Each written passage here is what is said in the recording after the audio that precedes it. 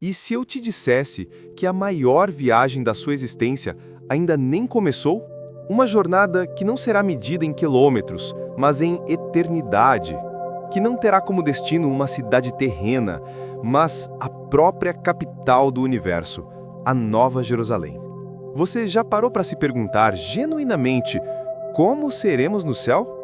Para além dos clichês de nuvens, harpas e anjinhos gordinhos, a Bíblia revela um panorama tão glorioso, tão visceralmente transformador, que redefine completamente o significado da palavra vida. Neste vídeo, não vamos explorar especulações ou lendas, mas mergulhar fundo nas Sagradas Escrituras para desvendar 7 mistérios transcendentais da nossa existência futura, a natureza do nosso corpo ressurreto, glorificado e incorruptível, a profundidade da comunhão que desfrutaremos com o próprio Deus, vendo-o face a face. As dinâmicas relacionais perfeitas que teremos com a grande multidão de salvos, de todas as tribos e nações, a sublime e incessante atividade de adoração que fluirá do nosso ser, o propósito significativo e a missão que nos serão confiados em uma nova criação, a emocionante jornada de aprendizado e descoberta sobre os mistérios de Deus, e, por fim, a consumação de todas as coisas, onde a história encontra seu ápice e Deus se torna tudo em todos. Prepare-se para uma expedição pela eternidade, porque as respostas que você encontrará têm o poder de mudar a forma como você vive hoje. Aperte o cinto, a nossa aventura cósmica está prestes a começar. Para entendermos o como seremos, precisamos começar pelo porquê de sermos. A narrativa bíblica inicia no Éden, não no céu, apresentando um projeto divino intencional, a criação da humanidade à imagem e semelhança de Deus. Adão e Eva desfrutavam de uma comunhão plena, direta e sem barreiras com o seu Criador, um relacionamento de intimidade pura, onde a morte, a vergonha e o medo eram conceitos inexistentes. Eles eram plenamente humanos, em sua forma mais pura e vibrante, encarregados de governar e cuidar de uma criação perfeita. O Jardim do Éden era, em essência, um protótipo, um vislumbre do céu na terra. No entanto, a entrada do pecado, através da desobediência, quebrou essa realidade idílica, corrompendo não apenas o relacionamento humano com Deus, mas também a própria natureza humana e todo o tecido da criação. A morte, física e espiritual, tornou-se a nossa herança indesejada, e o Éden foi fechado, guardado por querubins e uma espada flamejante. Mas essa não é a palavra final da história, é apenas o fim do primeiro capítulo. A partir daquele momento, uma promessa ecoou através dos séculos. Uma profecia de que um Redentor viria para esmagar a cabeça da serpente e reabrir o caminho para a vida eterna. Toda a história da redenção, desde os patriarcas até os profetas, é a narrativa de Deus preparando um povo e um lugar para restaurar o que foi perdido, não simplesmente revertendo ao Éden, mas inaugurando uma realidade infinitamente superior, um céu novo e terra nova. O primeiro e mais impactante aspecto de como seremos no céu diz respeito à nossa própria corporeidade.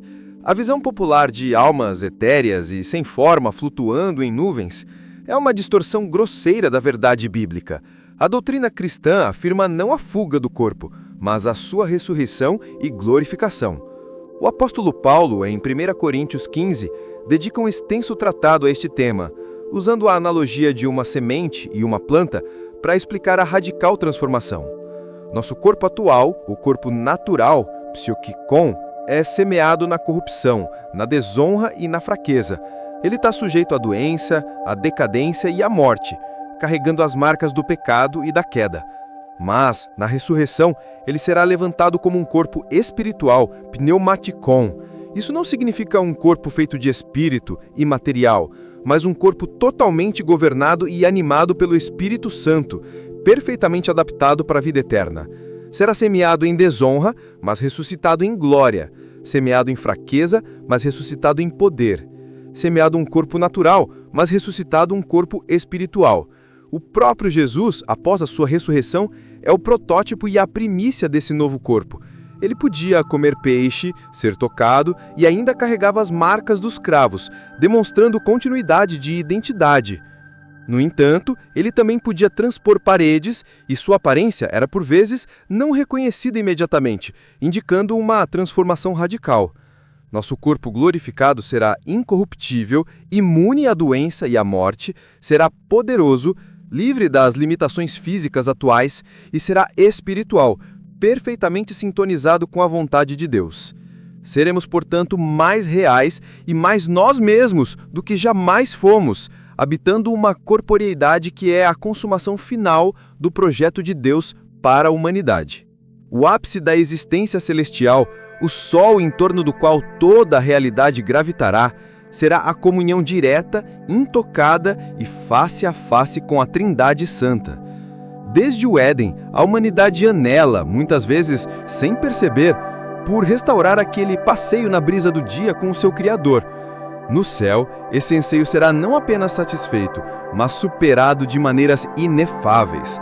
O livro de Apocalipse declara que o trono de Deus e do Cordeiro estarão na cidade e os seus servos o servirão, verão a sua face.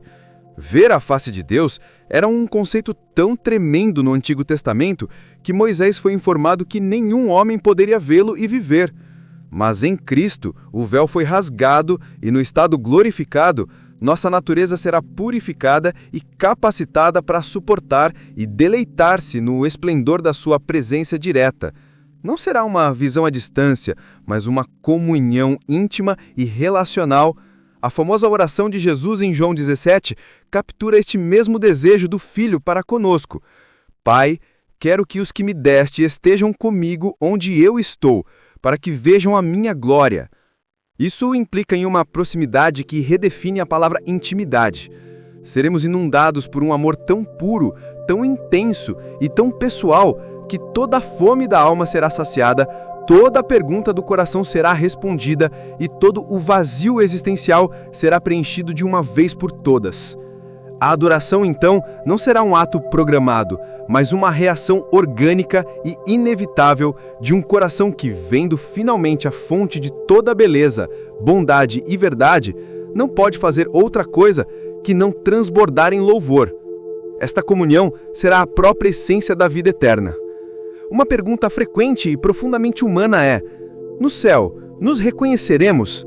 A resposta bíblica é um retumbante e consolador sim. Nossos relacionamentos, longe de serem apagados ou dissolvidos em uma consciência coletiva, serão redimidos, purificados e elevados à sua perfeição original. No evento da Transfiguração, por exemplo, Moisés e Elias, que viveram séculos antes, foram reconhecidos pelos discípulos, indicando a continuidade da identidade na eternidade.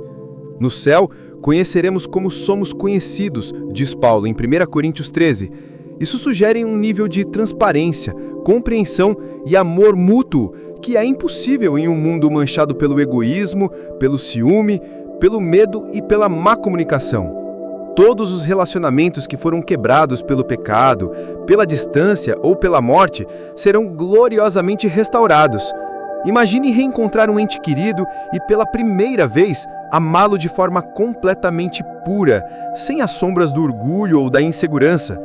Imagine a alegria de conviver com a grande multidão de salvos, descrita em Apocalipse 7:9, de todas as nações, tribos, povos e línguas. A diversidade cultural, em vez de ser uma fonte de discórdia, será uma tapeçaria de louvor à sabedoria criativa de Deus. Não haverá mais lágrimas de despedida, nem palavras ásperas, nem mal-entendidos. A comunhão dos santos será uma realidade vibrante, onde compartilharemos as histórias da graça de Deus em nossas vidas, celebraremos juntos as vitórias e nos maravilharemos uns com os outros, agora vistos à luz da glória de Cristo. A família de Deus, finalmente unida e curada, desfrutará de uma unidade que a igreja na terra apenas saboreia de forma fragmentária.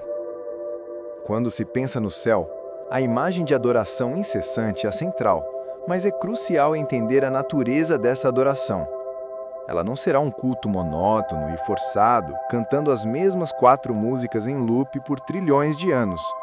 Pelo contrário, a adoração celestial será a resposta orgânica, espontânea e transbordante de criaturas que estão, finalmente, em contato direto com a fonte de toda a alegria, beleza e maravilha. O livro do Apocalipse nos oferece vislumbres desta realidade através dos 4 seres viventes e dos 24 ancianos que dia e noite proclamam: Santo, Santo, Santo é o Senhor Deus, o Todo-Poderoso. Apocalipse 4:8. Esta adoração é alimentada por uma visão sempre nova da grandeza de Deus. Cada aspecto do seu caráter, sua santidade, seu amor, sua justiça, sua fidelidade, será um posto inesgotável de admiração. A adoração será multidimensional, envolverá canto, como o som de muitas águas da grande multidão, envolverá música instrumental com harpas e outros instrumentos, envolverá prostração e ações de graça, e envolverá a oferta das nossas vocações redimidas, simbolizada pelas taças de ouro cheias de incenso, que são as orações dos santos. Apocalipse 5:8. Será uma adoração que integra todo o nosso ser, corpo, alma e espírito, em uma sinfonia de louvor. Longe de ser entediante, será a atividade mais natural, energizante e satisfatória que um ser humano pode experimentar, pois estaremos fazendo exatamente aquilo para o qual fomos criados: glorificar a Deus e desfrutá-lo para sempre. Cada novo insight sobre o seu caráter, cada nova revelação da profundidade da obra da cruz, será um combustível novo para uma explosão de louvor ainda mais intensa. A visão passiva do céu, onde os salvos são meros espectadores em um estado de ociosidade beatífica, é completamente estranha às Escrituras. A Bíblia pinta um quadro de uma existência dinâmica, proposital e ativa. Em Apocalipse 22:3, diz que os seus servos o servirão.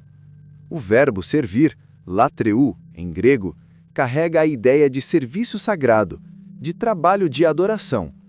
Isto indica que teremos vocações, responsabilidades e missões significativas na nova criação. Da mesma forma que Adão e Eva receberam a incumbência de cuidar e governar o jardim do Éden, os redimidos em Cristo receberão autoridade sobre muito mais. Nas parábolas dos talentos e das minas, Jesus fala dos servos fiéis sendo colocados sobre cidades no reino. Paulo diz aos crentes em Corinto que eles julgarão o mundo e até julgarão os anjos. 1 Coríntios 6:2-3. Isto aponta para uma realidade de governo e administração sobre a autoridade suprema de Cristo. Imagine explorar os recantos de um universo restaurado, não como um turista, mas como um administrador sábio e criativo, encarregado de trazer ordem, beleza e frutificação à criação. Nossos dons, talentos e personalidades, agora totalmente redimidos e potenciados, encontrarão sua expressão máxima e mais satisfatória neste serviço sagrado. Um músico poderá compor sinfonias que ecoam a harmonia celestial. Um cientista poderá desvendar as leis de uma física perfeitamente integrada com o sobrenatural. Um agricultor poderá cultivar jardins de uma fertilidade e beleza inimagináveis. Tudo o que fazemos será um ato de adoração, uma extensão do governo benevolente de Deus e uma fonte de profunda alegria e realização. Outra dimensão fascinante da vida celestial será a expansão radical do nosso conhecimento e compreensão. Paulo, em 1 Coríntios 13:12, faz uma declaração profunda. Agora vemos apenas um reflexo obscuro como em um espelho, mas então veremos face a face. Agora conheço em parte, então conhecerei plenamente, assim como sou plenamente conhecido. Esta é uma promessa de clareza epistemológica absoluta. Todas as perguntas que nos atormentaram durante a vida terrena, os porquês do sofrimento, os aparentes silêncios de Deus, os paradoxos da soberania divina e do livre-arbítrio, os mistérios profundos da Trindade e da encarnação, encontrarão suas respostas. Não se trata de receber um manual de respostas, mas de uma compreensão que vem da visão direta de Deus e de sua obra na história. Seremos capacitados para compreender a complexa tapeçaria da providência divina, como cada fio de dor, cada fio de alegria, cada fio de espera, foi meticulosamente tecido por um Deus sábio e amoroso para formar um belo quadro que glorifica a Cristo. Este conhecer não será frio e acadêmico, mas relacional e transformador. Conheceremos a Deus mais profundamente, e esse conhecimento será como um fogo que aquece, ilumina e satisfaz. Também nos conheceremos plenamente, entendendo nossa própria história à luz da graça redentora. E conheceremos os outros de maneira igualmente profunda, o que só aumentará nosso amor e admiração por eles e pela obra de Deus em suas vidas. A eternidade não será estática, será uma jornada infinita de descoberta em um Deus infinito, onde cada nova revelação será uma fonte de espanto e louvor renovado. O estado final do céu não é uma fuga para um reino espiritual distante, mas a consumação e a renovação de todas as coisas. O projeto de Deus sempre foi redentor e restaurador. Em Apocalipse 21:1, João vê um novo céu e uma nova terra, pois o primeiro céu e a primeira terra tinham passado. Esta visão ecoa a promessa de Isaías e a doutrina paulina da criação que aguarda com ansiosa expectativa a sua libertação da corrupção, em Romanos 8:19-21. O céu, portanto, não é um planeta alienígena, mas a nossa própria terra, purificada pelo fogo do juízo e renovada, tornando-se a habitação perfeita da glória de Deus. A Nova Jerusalém, a Cidade Santa, desce do céu à terra, simbolizando a união final do divino com o humano, do espiritual com o material. É aqui que a oração "Venha o teu reino, faça-se a tua vontade", assim na terra como no céu, se torna uma realidade permanente. Neste contexto, a declaração final de Paulo em 1 Coríntios 15:28 se cumpre. Deus será tudo em todos. Isto não significa uma absorção panteísta, mas que a presença, a glória e a vontade de Deus serão a atmosfera, a lei e a alegria de toda a realidade. Tudo o que existe, desde a menor partícula da nova criação até o mais glorioso dos seres redimidos, refletirá perfeitamente seu caráter. O pecado, a maldição e a morte serão banidos para sempre. A história encontra seu propósito. A criação alcança seu destino. E a Igreja, a noiva de Cristo, é apresentada gloriosa, sem mancha ou ruga. Esta é a consumação. Deus encerrando o drama da redenção, erradicando todo o mal e estabelecendo o seu reino de justiça, paz e alegria de forma irrevogável. Analisando mais profundamente a natureza do nosso corpo glorificado, percebemos que ele representa a vitória final de Cristo sobre toda a consequência do pecado. A corrupção, a desonra e a fraqueza que marcam nossa existência atual são diretamente atribuíveis à queda.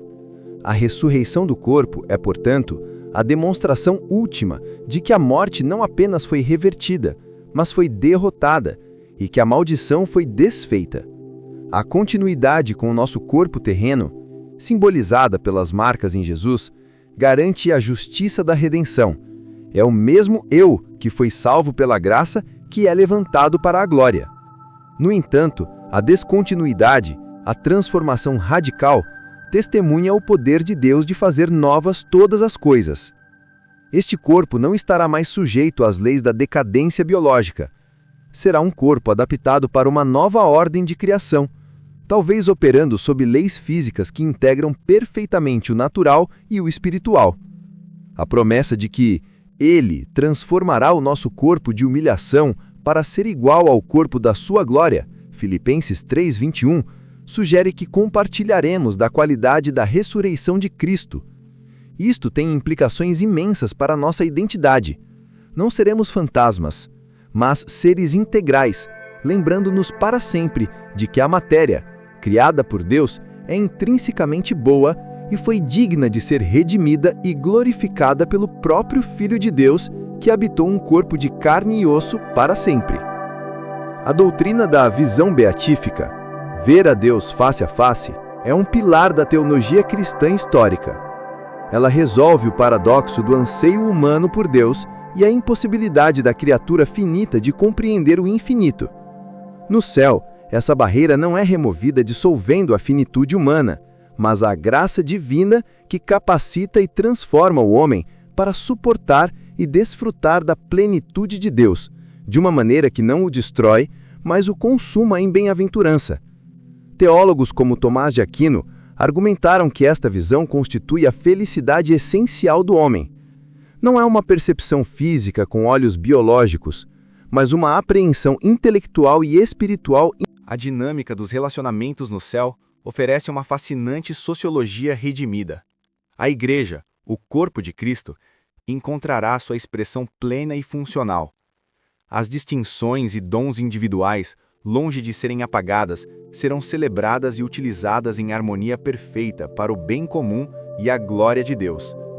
A imagem da Nova Jerusalém, com suas 12 portas com os nomes das tribos de Israel e seus 12 fundamentos com os nomes dos apóstolos, simboliza a continuidade da história redentora e a diversidade unificada do povo de Deus. A hierarquia celestial, sugerida pelas passagens sobre julgamento e governo, não será uma fonte de inveja ou ambição, como muitas vezes é na terra, porque o amor ágape terá purificado completamente nossos corações. A alegria de um irmão que recebe uma maior responsabilidade será a nossa própria alegria, pois o sucesso de um será o sucesso de todos. A comunhão será marcada por uma vulnerabilidade e uma transparência totais, sem qualquer vestígio de máscaras ou jogos de poder.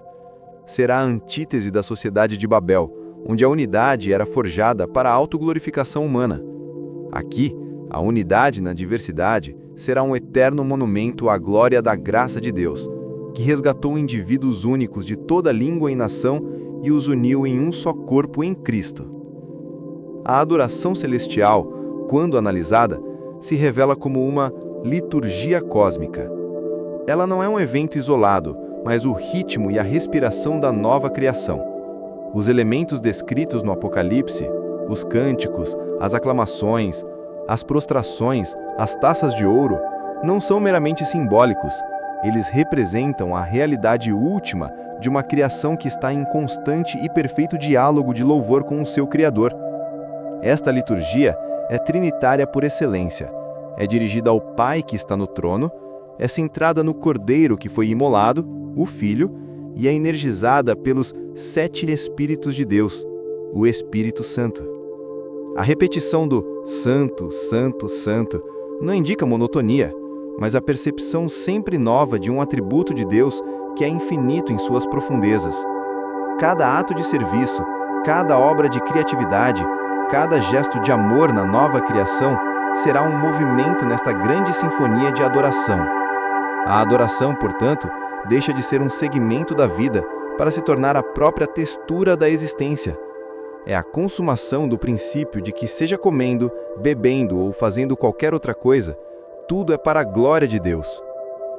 A doutrina do serviço e governo no céu redime profundamente o conceito de trabalho. Na terra, o trabalho é frequentemente marcado pelo suor, pela futilidade e pela exploração, uma consequência direta da maldição. No céu, o trabalho é restaurado. A sua vocação edênica original é criativo, frutífero, significativo e isento de cansaço ou frustração. A palavra servir, latreu, conecta nosso labor diretamente à adoração.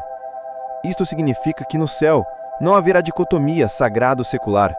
Tudo será sagrado. Administrar uma cidade, explorar uma galáxia, compor uma música ou cultivar um jardim serão atos de adoração tão espirituais quanto o que consideramos serviço religioso hoje. Nossas vocações eternas serão a expressão máxima de nossos dons e personalidades redimidos, alinhados perfeitamente com a vontade de Deus e contribuindo para o florescimento de toda a nova criação. Isto nos dá uma perspectiva tremendamente esperançosa sobre o trabalho na Terra.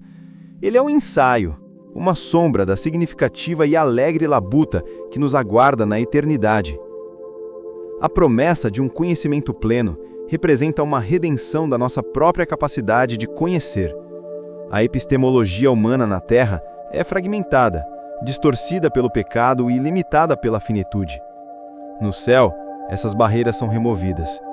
Conhecer como sou conhecido implica em uma relação de reciprocidade e intimidade. O conhecimento de Deus por nós é um conhecimento de amor, aceitação e graça. Quando conhecermos dessa mesma forma, nosso conhecimento será libertado da arrogância, da curiosidade malsã e do uso para manipulação. Será um conhecimento que edifica, que ama e que glorifica. A busca pela verdade, que define as ciências e as artes na Terra, encontrará seu objeto final e satisfatório em Deus. Todos os ramos do conhecimento humano, a física, a biologia, a história, a filosofia, serão unificados em uma visão coerente centrada em Cristo, a palavra através de quem todas as coisas foram feitas. A eternidade de descobertas em um Deus infinito garante que o aprendizado e o maravilham nunca cessarão. A doutrina da Nova Terra é o triunfo do criacionismo bíblico sobre o gnosticismo, que despreza a matéria. Deus não desiste da sua boa criação, ele a redime. A ressurreição corporal de Jesus e a promessa de novos céus e nova terra afirmam o valor eterno do mundo material. A escatologia bíblica não é sobre abandonar a terra para ir ao céu, mas sobre o céu descendo à terra e os dois se tornarem um. Isto tem implicações profundas para como tratamos a criação hoje. Não é algo a ser explorado e descartado, mas um preview daquilo que será renovado e no qual viveremos para sempre. A Nova Jerusalém, com suas dimensões perfeitas e seus materiais preciosos, simboliza a cultura humana redimida e elevada à sua máxima glória. A consumação, portanto, é a realização de todo o conselho de Deus, a criação, a queda, a redenção e a restauração final, onde Deus habita com seu povo em um mundo perfeito, e a história alcança o seu fim designado. Quando reunimos esses 7 temas majestosos, uma imagem coerente e avassaladora emerge. Eles não são peças isoladas de um quebra-cabeça celestial, mas fios entrelaçados de um único e glorioso tapete. O corpo glorificado é o veículo perfeito para a comunhão com Deus e para os relacionamentos restaurados. Esses relacionamentos, por sua vez, encontram sua expressão na adoração perpétua e são exercidos através de uma missão significativa de governo e serviço. Tudo isso é sustentado por um conhecimento redimido que continuamente se aprofunda, e tudo culmina na consumação, onde Deus é tudo em todos, em uma nova criação. A vida celestial, portanto, não é uma série de experiências desconectadas, mas um estado de ser integrado e holístico, onde cada aspecto de nossa existência reforça e amplifica os outros em uma sinfonia de bem-aventurança. Entender como seremos no céu não é um exercício de fuga da realidade, mas a fonte da mais poderosa esperança para a vida presente. A certeza de um corpo incorruptível nos encoraja a enfrentar a doença e a decadência com a perspectiva da ressurreição. A promessa do fim de toda a dor e lágrima, Apocalipse 21:4, nos dá resiliência para suportar os sofrimentos atuais, sabendo que eles são leves e momentâneos em comparação com o eterno peso de glória que nos aguarda. A esperança da restauração dos relacionamentos nos ajuda a perdoar e a buscar a reconciliação hoje, antecipando a perfeita comunhão que virá. Esta esperança é uma âncora da alma, firme e segura, Hebreus 6:19, que nos impede de sermos arrastados pelo desespero diante das tribulações. A visão do céu também é um poderoso motivador para uma vida de santidade.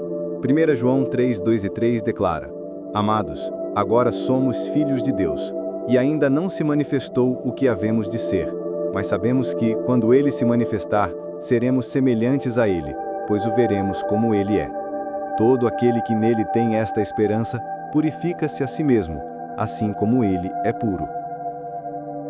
A esperança de ver a Deus face a face e de ser como Jesus tem um efeito purificador em nossa conduta atual. Ela nos motiva a abandonar o pecado, que é incompatível com a atmosfera do céu, e a buscar a santificação, pois estamos nos preparando para habitar em um lugar santo.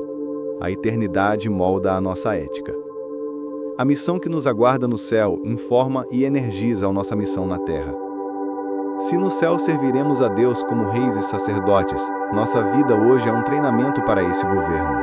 Isso dá dignidade e propósito a cada ato de serviço, a cada obra de misericórdia, a cada esforço para promover a justiça e a cultura do reino. Somos embaixadores do mundo que virá, chamados a viver e a proclamar os valores da nova criação em meio à presente era. Nosso trabalho, quando feito para o Senhor, é uma sombra da significativa vocação que nos espera. Finalmente, a visão bíblica do céu nos dá a perspectiva correta sobre as coisas terrenas.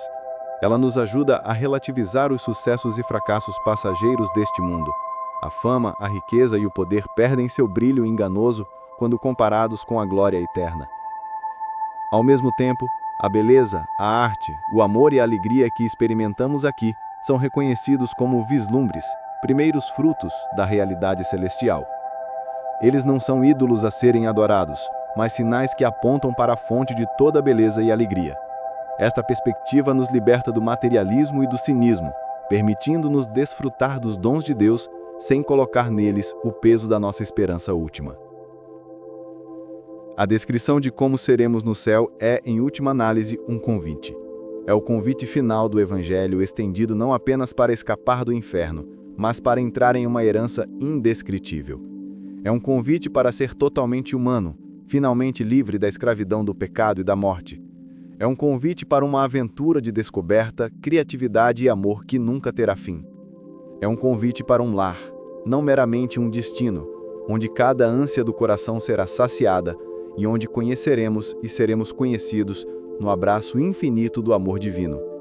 Esta esperança está ancorada na ressurreição de Jesus Cristo, a primícia e a garantia de que aqueles que nele creem viverão, e viverão de uma forma que excede em muito tudo o que a mente humana pode conceber. A vida na Terra, com todas as suas dores e delícias, é a jornada para este destino. Cada ato de fé, cada luta contra a tentação, cada gesto de amor, cada momento de adoração é um passo em direção àquela realidade. As dificuldades do caminho, por mais intensas que sejam, não se comparam com a glória que em nós será revelada. A jornada pode ser árdua, mas o destino é certo e glorioso. Vale a pena perseverar. Vale a pena crer. Vale a pena viver cada dia com os olhos fixos não no que é visto e temporário, mas no que é invisível e eterno. Portanto, vivamos com uma santa expectativa. Que a pergunta, como seremos no céu, ecoe-lhe em nossos corações, não como uma curiosidade mórbida, mas como um hino de antecipação. Que ela molde nossos desejos, nossas prioridades e nossas paixões. Que nos lembre que nossa cidadania está nos céus, de onde esperamos ansiosamente o Salvador, o Senhor Jesus Cristo. Ele é a chave para tudo o que foi descrito. É nele que a mortalidade se veste de imortalidade, a corrupção se veste de incorrupção, e a imagem de Deus no homem é finalmente restaurada em esplendor eterno. Se pudéssemos resumir o estado celestial em uma simples palavra, após considerar todos estes temas, essa palavra seria alegria. Não uma alegria fugaz ou superficial, mas uma alegria profunda, completa e inabalável, que brota da fonte inesgotável da presença de Deus. É a alegria do noivo com a sua noiva, é a alegria do filho que finalmente chegou em casa, é a alegria do Criador que vê a sua obra concluída e declarada muito boa. É a alegria pela qual fomos criados. Esta é a promessa. Esta é a herança dos santos. Esta é a nossa esperança. Que possamos hoje viver à sombra desta gloriosa realidade. Que o Espírito Santo nos dá um paladar do mundo por vir, para que, como peregrinos, sigamos em frente com coragem e fé, e que até aquele dia, nossas vidas sejam um reflexo, ainda que imperfeito, da beleza, do amor e da glória que nos aguardam na eternidade com Cristo. E se você está ouvindo isso e essa esperança ainda não é sua, saiba que ela está disponível para você hoje. O céu não é um prêmio para pessoas perfeitas, mas um dom gratuito para pecadores transformados pela graça de Deus através de Jesus Cristo. É através da fé nele, no seu sacrifício na cruz e na sua ressurreição, que somos perdoados, adotados na família de Deus e garantimos nosso lugar na nova criação. O convite está aberto. A jornada para a eternidade pode começar agora. Obrigado por embarcar nessa jornada pela eternidade. Que a visão de como seremos no céu renove sua alma e inflame seu coração de esperança. Esta não é uma despedida, mas uma até logo. Nos vemos na Nova Jerusalém. Lembre-se dos 7 pilares da nossa existência futura. Um corpo glorificado, uma comunhão plena com Deus, relacionamentos perfeitamente restaurados, adoração perpétua e vibrante, missão e serviço significativos, conhecimento e revelação infinitos e a consumação em uma nova criação. Guarde essas verdades em seu coração.